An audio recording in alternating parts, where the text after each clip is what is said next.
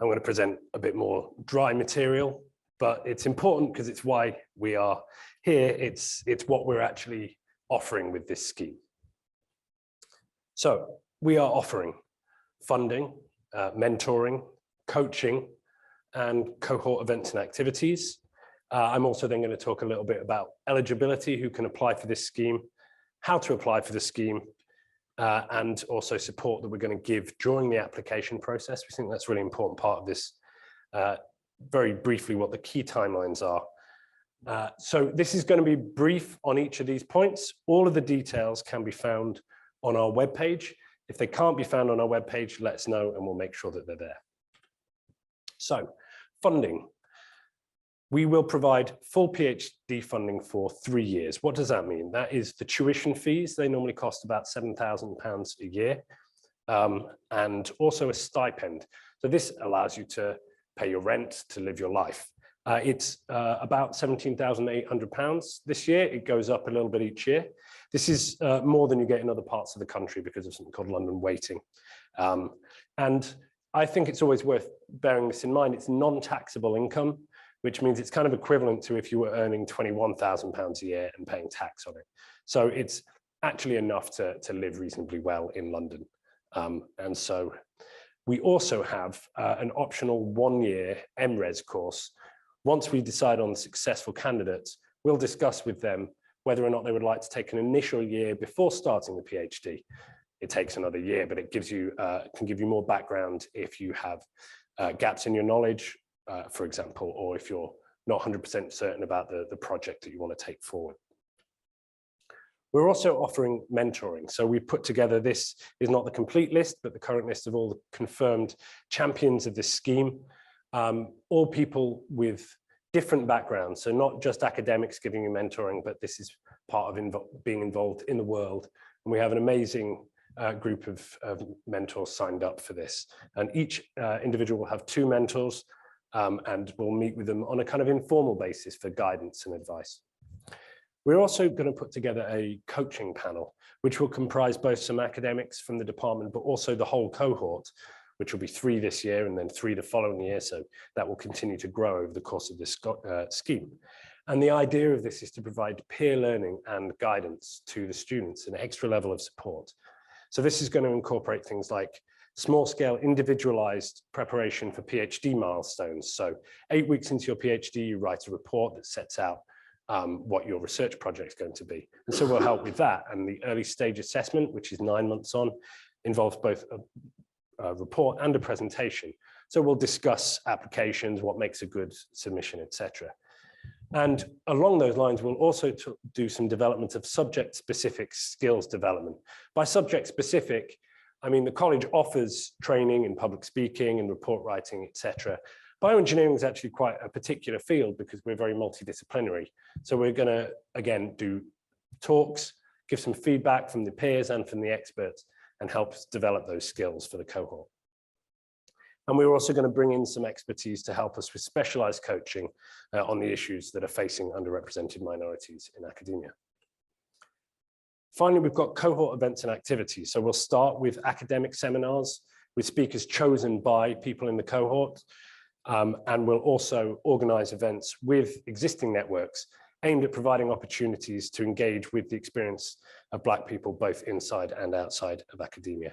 And there's already college networks such as Imperial's One, the ICL Black Doctoral Network, who will work with on these things. And then finally, we wanted to do some outreach activities. Outreach is a wonderful thing, part of the academic life. You get to go out to the public and tell them about your science and enthuse them and inspire them. And so we will work with the cohort. There's no requirement for them to do this, but we will provide support for them to develop outreach activities focused on their own research so they can get their passion out there in the world. So onto the more practical side of things, the eligibility. These scholarships are open to applicants with Black or mixed Black heritage who are ordinarily resident in the United Kingdom. And that is effectively equivalent to being home fees students. We are accepting, as per any of our other PhD scholarships in the department, graduates with a degree in engineering, any of the physical sciences, mathematics, biological science, physiology, or medicine. And we normally accept students with a good 2-1 or a first class degree, but the word normally is there. So if you're not sure, please speak to us and we can talk you through it. So the way to apply, we're going to try and keep this as simple as possible. We want a 2-page CV that should include your educational qualifications, including what grade you got for your undergraduate degree and or your master's, any prizes, awards, if you have them, relevant experience, such as research projects, internships, or relevant work experience.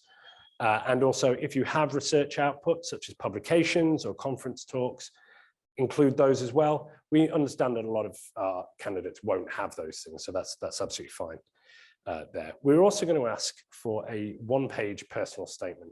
So this is your chance to explain to us as the committee, we'll be looking at these applications, why you want to do a PhD, and also to talk about what part of bioengineering interests you. It's a very large field, of course. So that's your case to really shine and put your case across to us. And also the details of 2 academic referees are required, and these should come from an official institutional address. So to apply, all you have to do is email these documents to us at jameswestscholarships@imperial.ac.uk and include the word application in the subject line. If you miss the word application in the subject line, we'll probably still find it anyway. There's no need to write a formal cover letter to go with this application. We don't want to create extra work for you. So that's your case about yourself is in your personal statement. So just that email is absolutely fine. Another point we wanted to make is we really want to help you as candidates submit the best application that you can to represent yourself as easy as possible. And that's not always, it's not always easy to know what we're looking for or what you should say about a certain thing. Does this count? Does this count?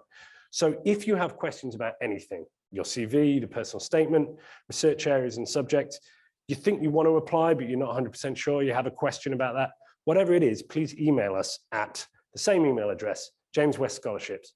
And what we'll do is from our group of champions and all the people on the committee, we'll find the right person to put you in contact with and have those questions answered for you.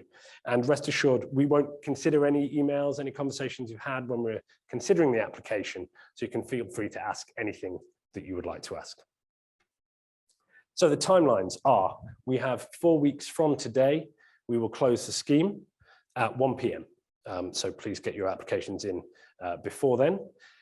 The shortlisting will be done then over the next couple of weeks, and we will let people know if they've been shortlisted or not. And those individuals who have been shortlisted will submit their official application form to the college so that it can be processed and make sure everything's okay. We're then going to do interviews on July the 11th. If you're already looking at your diary and you can see you can't make July the 11th, I'm sure we can make things work for you, but that's our intention. If we can get it all on the same day, that will make life easier for everyone. And then a week later, on July 18th, we will inform the successful candidates that they will be offered these scholarships. So 3 people will get some very good news on July the 18th. After that point, we'll then decide with the candidate whether they should do a PhD straight away or do the MRes and then the PhD. And we will help the students be aligned with their supervisors. Now they can do this on their own if they would like, or we will offer them support because it's not always a straightforward, easy process to go through. And October the 3rd will be the start of the PhD.